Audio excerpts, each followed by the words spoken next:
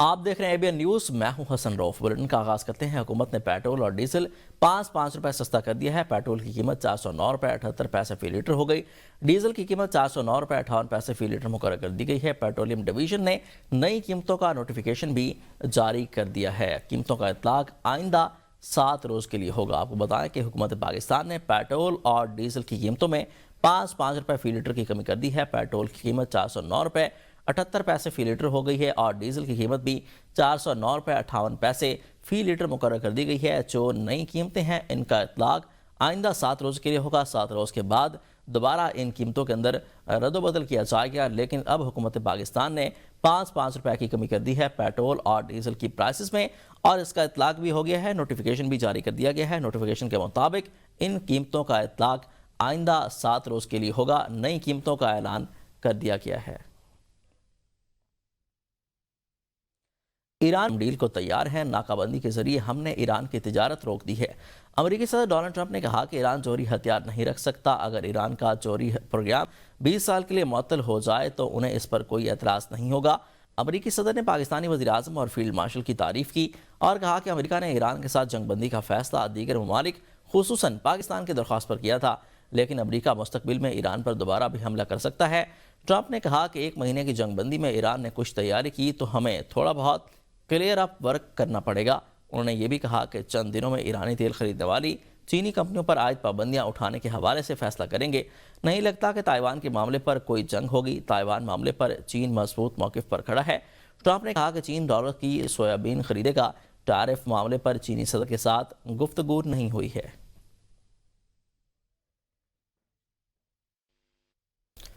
امریکہ پر کوئی اعتبار نہیں۔ ایرانی وزیر خارجہ عباس عراقچی نے کہا ہے کہ مذاکرات کے لیے آمادہ ہیں، لیکن وہ سنجیدگی پر مبنی ہونے چاہیے۔ ایران کبھی جوہری ہتھیار نہیں بنانا چاہتا۔ ہم چاہتے ہیں کہ ایرانی جوہری پروگرام امن کے لیے ہے۔ عباس عراقچی کا کہنا تھا کہ اپنا ہرمز کو کھلا رکھنا چاہتے ہیں۔ سمندری گزرگاہیں دشمن کے علاوہ سب کے لیے کھلی ہیں۔ کسی کو اپنا ہرمز سے گزرنا ہے تو ہمیں اعتماد میں لینا ہوگا۔ انہوں نے کہا کہ پاکستان کی ثالثی کا مشن ابھی ناکام نہیں ہوا، لیکن مشکل مرحلے میں ہے، جس کی وجہ امریکہ کا رویہ ہے۔ چین نے کہا کہ ایران کے خلاف جنگ شروع نہیں ہونی چاہیے تھی۔ ایران کے خلاف جنگ کا کوئی جواز نہیں، بحری راستے جلد کھلنے چاہیے۔ چینی وزارت خارجہ کے بیان میں کہا گیا کہ ایران تنازع کا حل نکالنا دونوں ممالک کے ساتھ ساتھ خطے کے ممالک کے لیے بھی فائدہ مند ہے۔ ہمیں جلد از جلد مذاکرات اور رابطے کے چینلز دوبارہ سے کھولنے چاہیے۔ ایک جامع اور دیرپا جنگ بندی جلد از جلد ہونی چاہیے۔ وزارت خارجہ نے بتایا ہے کہ صدر ٹرمپ اور شی جن پنگ کے درمیان متعدد معاملات پر اتفاق رائے ہوا ہے۔ چین نے ہمیشہ مکالمے اور مذاکرات کی عمل کی حمایت کی ہے۔ بیجنگ کی حکومت کی جانب سے یہ بھی کہا گیا ہے کہ ایران مسئلے کا حل فوجی حل نہیں ہے۔ عالمی برادری کے ساتھ بحری راستوں کو کھولنے کے بجائے اس مطالبے کا جواب دیا جائے۔ پاکستانی اور ایرانی شہری امریکی تحویل سے بازیاب۔ نائب وزیر اعظم وزیر خارجہ اسحاق ڈار نے ایکس پر پیغام میں کہا کہ 11 پاکستانی اور 20 ایرانی شہریوں کی کامیاب وطن واپسی ہوئی ہے۔ ان افراد کو سنگاپور کے ذریعے واپس لایا گیا۔ اسحاق ڈار کا کہنا ہے کہ تمام افراد خیریت سے ہیں، ان کے حوصلے بھی بلند ہیں۔ تمام افراد سنگاپور سے بینکاک پہنچ چکے ہیں۔ تمام افراد آج رات اسلام آباد پہنچ جائیں گے۔ اسحاق ڈار نے کہا کہ ایرانی بھائیوں کو بھی ان کے وطن واپسی میں مکمل سہولت فراہم کی جائے گی۔ سنگاپور کے وزیر خارجہ وزیر اعظم اور حکومت کا تہہ دل سے شکر گزار ہوں۔ ایران کے وزیر خارجہ عباس عراقچی کا بھی شکر گزار ہوں۔ وزیر خارجہ نے کہا کہ ایرانی وزیر خارجہ نے ایرانی شہریوں کی واپسی کے لیے پاکستان پر اعتماد کیا۔ امریکی حکومت کا بھی شکریہ۔ تھائی لینڈ کی حکومت کا بھی ممنون ہوں۔ تھائی لینڈ حکومت نے ہماری درخواست پر بینکاک کے ذریعے واپسی کی سہولت فراہم کی۔ اسحاق ڈار نے کہا کہ پاکستانی وزارت خارجہ، وزارت داخلہ اور سنگاپور اور تھائی لینڈ میں پاکستانی مشنز اپنے ساتھیوں کے مشکور ہوں۔ وزارت خارجہ کی بروقت ہم آہنگی اور مشنز کی مؤثر حکمت عملی سے یہ کامیابی ملی ہے۔ 26 روز گزرنے کے باوجود صومالیہ میں یرغمال پاکستانی عملے کو رہا نہیں کرایا جا سکا۔ پاکستانی عملہ خوف و ہراس کا شکار ہے۔ عملے کے افراد کا کہنا ہے کہ یہاں کھانے پینے کی شدید قلت ہے۔ پورے دن میں صرف تھوڑے سے چاول دیے جاتے ہیں۔ اہل خانہ نے حکومت سے فوری اور مؤثر اقدامات کا مطالبہ کرتے ہوئے کہا ہے کہ عملے کی بحفاظت بازیابی کے لیے سفارتی اور سیکیورٹی کی سطح پر کوششیں تیز کی جائیں۔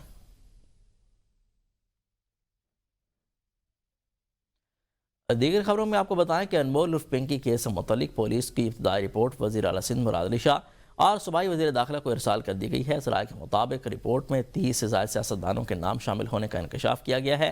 پولیس کا کہنا ہے کہ پنکی کیس کی مزید تحقیقات جاری ہیں اور مختلف پہلوؤں سے معلومات اکٹھی کی جا رہی ہیں۔ ذرائع کے مطابق رپورٹ میں مبینہ طور پر منشیات کے نیٹ ورک اور اسے جڑے روابط کی تفصیلات بھی شامل کی گئی ہیں۔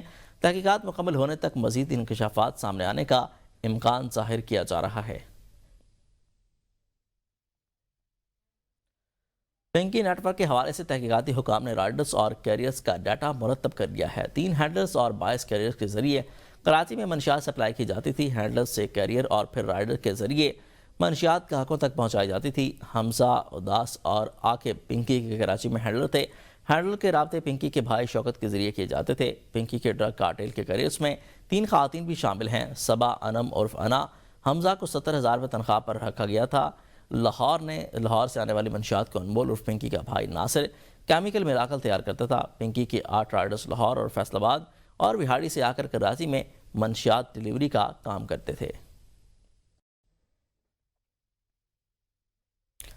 کراچی پولیس چیف آزاد خان نے نیوز کانفرنس میں انکشاف کیا ہے کہ کوکین پنکی کے موبائل کے فرانسک سے 869 نمبرز برآمد ہوئے ہیں، جن میں 132 نمبرز کراچی کے ہیں، جبکہ 240 نمبر کی لوکیشن ابھی حاصل کر لی گئی ہے۔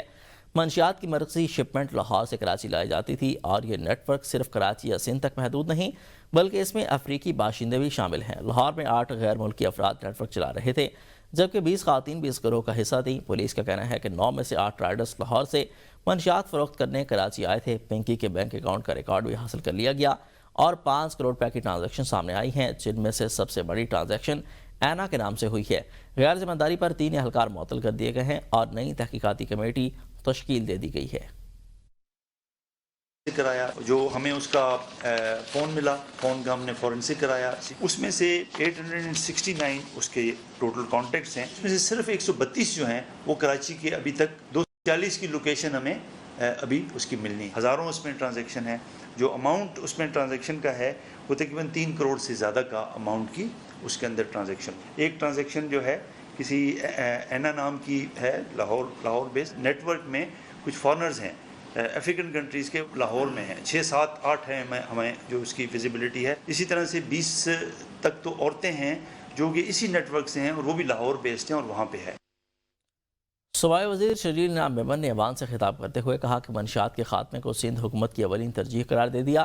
انہوں نے واضح کیا کہ منشیات کے مسئلے کا کوئی ایک صوبے کا حل نہیں بلکہ پوری دنیا کا ایشو ہے۔ شرجیل میمن نے اپوزیشن لیڈر کے اس بیان کو سختی سے مسترد کیا کہ یہ صرف سندھ کا مسئلہ ہے۔ صوبائی وزیر نے قانون نافذ کرنے والے اداروں کی کارکردگی کو سراہتے ہوئے بتایا ہے کہ حال ہی میں انمول اور پنکی جیسی بڑی مچھلی کو گرفتار کیا گیا۔ انہوں نے 2 ٹوک الفاظ میں واضح کیا کہ پنکی ہو یا کوئی اور منشیات فروشی کے پیچھے چھپے کسی بھی بااثر شخص کو ہرگز نہیں چھوڑا جائے گا۔ مکروہ دھندے میں مختلف شعبوں کے لوگ ملوث ہیں۔ اپوزیشن لیڈر کی جانب سے ارکان اسمبلی کے ڈرگ ٹیسٹ کروانے کے مطالبے پر رد عمل دیتے ہوئے شرجیل میمن نے کہا کہ ہم ٹیسٹ کروانے کے لیے مکمل طور پر تیار ہیں۔ انہوں نے جماعت اسلامی کے کردار پر تنقید کرتے ہوئے کہا کہ ان کا کام صرف آگ لگانا اور معاملات کو بگاڑنا ہے۔ منشیات کے خلاف ہم نے سخت سے سخت کیمپین چلائی، جس کا نام جو ہے وہ انمول عرف پنکی کہتے ہیں، اس کو گرفتار کیا۔ تو یہ کامیابی ہمارے اس قانون نافذ کرنے والے اداروں کی اور حکومت کی کمٹمنٹ ہے۔ یہ اس طرح کے نیٹ ورک کو ختم کرنا چاہتے ہیں، منشیات کو مٹانا چاہتے ہیں اور ہم نے دل سے کوششیں کی ہیں۔ کوئی بھی منشیات استعمال کرتا ہے غلط ہے، کوئی بھی منشیات فروخت کرتا ہے اس کو سب کے خلاف ایکشن ہوگا۔ سندھ کے وزیر داخلہ ضیاء الحسن نجار کا منشیات کے خلاف جاری کارروائیوں اور حالیہ گرفتاریوں پر اسمبلی میں اہم بیان۔ کہا کہ سندھ پولیس نے وفاقی انٹیلیجنس ادارے کے تعاون سے انمول عرف پنکی کو گرفتار کیا۔ اس وقت یہ پورا معاملہ انتہائی باریک بینی سے زیر تفتیش ہے۔ وزیر داخلہ نے ارکان اسمبلی کو یاد دلایا کہ ایوان میں بیٹھے تمام لوگ ذمہ دار ہیں اور ہمیں اس حساس معاملے پر انتہائی سنجیدگی اور ذمہ داری کا مظاہرہ کرنا چاہیے۔ زیر تفتیش معاملات پر اسمبلی میں بحث سے گریز کیا جانا چاہیے۔ اگر مسئلہ صرف بدنام کرنے کا ہو تو بہت سے نام سامنے لائے جا سکتے ہیں، لیکن حکومت کا مقصد کسی کی پگڑی اچھالنا نہیں بلکہ جڑ سے اس لعنت کو ختم کرنا ہے۔ انہوں نے یقین دہانی کروائی ہے کہ تحقیقات مکمل ہونے دیں، جیسے ہی ٹھوس شواہد سامنے آئیں گے تو خود تمام نام ایوان کے سامنے پیش کریں گے۔ اس حساس معاملے پر بریفنگ درکار ہے تو وہ بند کمرہ میں مکمل تفصیلات فراہم کرنے کے لیے تیار ہیں۔ میں یہ بتانا چاہتا ہوں کہ اس کو کم از کم اپریشیٹ کرنے کی تو ضرورت ہے کہ اس خاتون کو ہم نے اریسٹ کیا ہے، اس کو کورٹ آف لا میں لے آئیں، انویسٹیگیشن ہو رہی ہے۔ اس کے کو جس طرح ہینڈل کرنے کی کوشش کی گئی کچھ پولیس افسران نے، ان کے خلاف میں نے ایکشن لیا ہے. ان کو مجھے اریسٹ کرنا پڑا تو اریسٹ بھی کرواؤں گا میں. جو پتہ نہیں کس قسم کی ٹی وی پر میڈیا پر اس کی وہ چل رہی ہیں ریکارڈنگز بھی کہ مجھے جو اریسٹ کرنا چاہے کر لیں. سندھ اسمبلی میں اپوزیشن لیڈر علی خورشیدی کا کہنا ہے کہ انمول اور پنکی بارے مسئلے کو سنجیدہ لینا چاہیے اس بڑے ریکٹ میں. انہوں نے کہا ہے کہ کراچی میں میڈیا سے گفتگو کے دوران کہا کہ منشیات کے باعث خاندانوں کے خاندان تباہ ہوئے. اس نیکسس کو توڑنے کی ضرورت ہے. جہاں بھی منشیات فروخت ہوتی ہے ایسا جو کے بغیر نہیں ہو سکتی. جو لوگ ملوث ہیں ان کے خلاف کارروائی کی جائے. یہ جو پنکی والا مسئلہ ہے نا اس کو سیریس لینے کی ضرورت ہے. پہلی چیز ریگارڈلیس آف دا تھنگ کہ وہ کیا نام آ رہے ہیں کیا چیزیں ہو رہی ہیں بھائی یہ پورا ریکٹ ہے. حکومتوں جو میرے پاس انفارمیشن ہوگی کہ کون کون سے نام جو ہیں درپردہ وہ سامنے آ رہے ہیں. یہ ایک ایسا افریت ہے جس سے خاندان کے خاندان تباہ ہو رہے ہیں یار.